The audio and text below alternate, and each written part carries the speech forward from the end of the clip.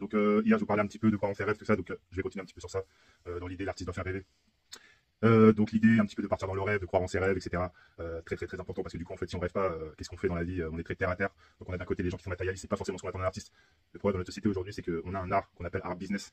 Cet art au final il est très loin de la rêverie, il est très loin de l'authenticité qu'on peut attendre, j'ai envie de vous dire, d'un voyage quel qu'il soit. On attend toujours d'un artiste qui nous fasse un peu sortir de notre zone de confort. Et souvent le problème c'est qu'on est aujourd'hui né à né avec un art qui malheureusement, je parlais d'art business, un art qui ne dit pas grand chose, qui au final est un peu même, j'ai envie de vous dire, aseptisé. On a un vrai marché depuis un peu l'après-guerre qui nous montre des œuvres sans titre.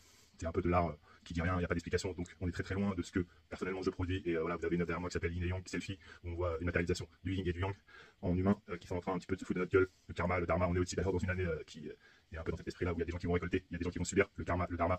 Voilà, donc les tableaux parlent de choses et d'autres. En fait, ils parlent avant tout de nous. Donc moi, c'est une vraie confrontation, mais j'aime aussi faire rêver les gens dans cette idée où j'amène des images qui font réfléchir un petit peu sur ce qu'on est. Donc c'est important de rêver, c'est important aussi d'être en phase pour pas être dans un discours que j'appellerais Asperger, dans sa bulle. Même un bon art abstrait a quand même quelques portes d'entrée pour nous faire entrer dans l'œuvre et en sortir. Sinon la personne est un peu dans sa bulle.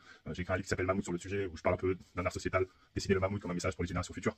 Donc oui, effectivement, je peux pas me détacher de ça et me dire que je suis tout seul. Non, nous sommes ensemble et l'art doit fédérer les gens, faire comprendre beaucoup de choses aux gens, à mes frères et sœurs, parce que je considère qu'on est tous là, on est tous un peu dans le même bateau. Et quand je m'exprime dans mon travail, c'est vrai que j'aime bien un petit peu. C'est pas forcément faire rêver les gens, c'est plutôt faire rêver les gens dans des images que j'apporte.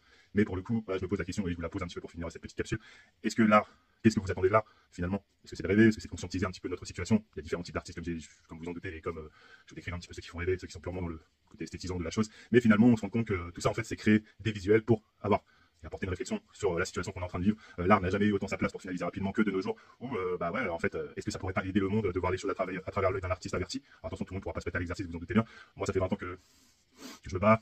J'en parlais hier dans la dernière capsule. Il est vrai qu'il faut passer un peu par des phases où on se fait un peu du mal. Vous voyez tous les gens qui sont dans les musées, les petits étudiants, tout ça, bah oui, il y a 5-10 ans et puis on apprend toute sa vie. C'est un peu comme dans la programmation, quoi. On a toujours des choses, des nouvelles envies, des nouveaux obstacles. Et finalement, bah, on y arrive parce que quelqu'un de déterminé, il arrive toujours à tout.